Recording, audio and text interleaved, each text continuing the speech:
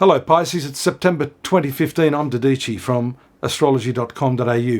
You've got to get your work and money synchronized. You know, the amount of work that you do is not synonymous with the amount of money that you earn. The quality of the work that you do, the perfection of the work, how skillful you become in the work is more an accurate measure of how much money you can make. Because obviously the more skillful you become in your work, the better you become and the greater your reputation becomes. That is, to my way of thinking, the smarter way to work rather than the harder way to work.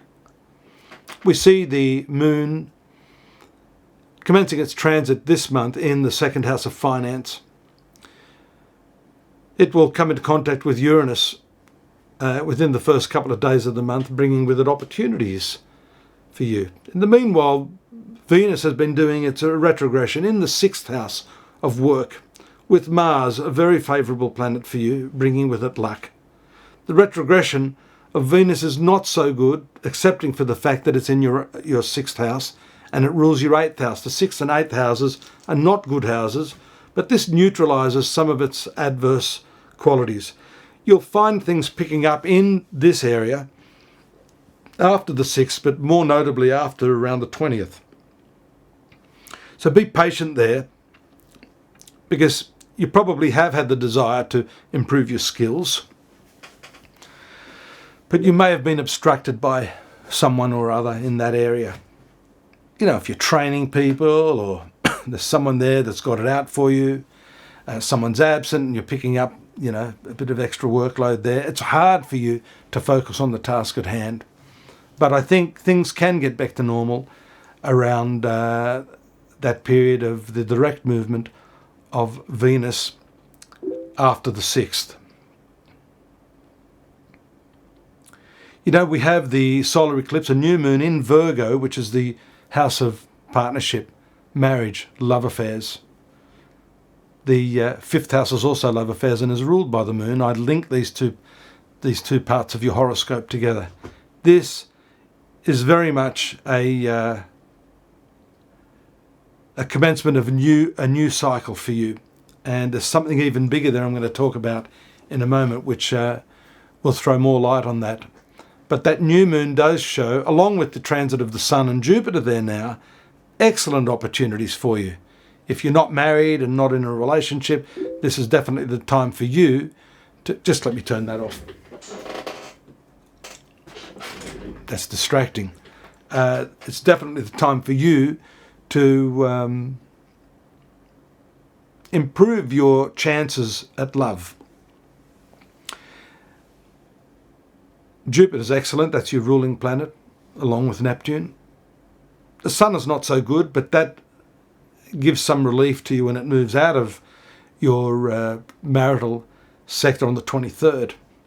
The other really big transit on the 18th, just before that, is the transit of Saturn into your 10th house.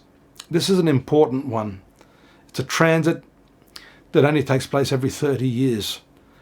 Saturn moving into your career sector. What that does is it brings with it incredible responsibilities.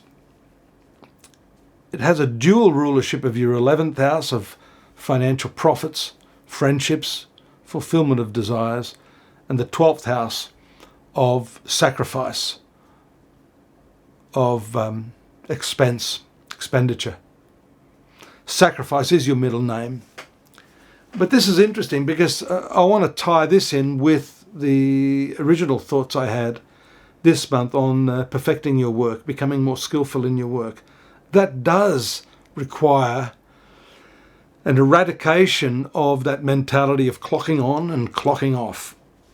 If that's the way you're working, it means you've lost the love and zest and creative spontaneity for your work, and you'll never become, I guess, famous or renowned for what you do. You have to forget clock watching for the time being. That may be necessary because Saturn's movement into the 10th house could require you to work longer hours over the next couple of years and to, in some ways, make some sacrifices in your relationship. because the 10th house transit of Saturn will in fact fully aspect by its reverse square aspect the house of marriage and partnership. That could be tough. Fortunately, Jupiter transits in this area for the next 12 months or so.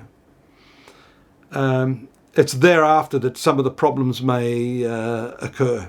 But we're going to talk about this. Together we can work through this over the next few months so that we can use some specific tools to overcome the constraints of Saturn.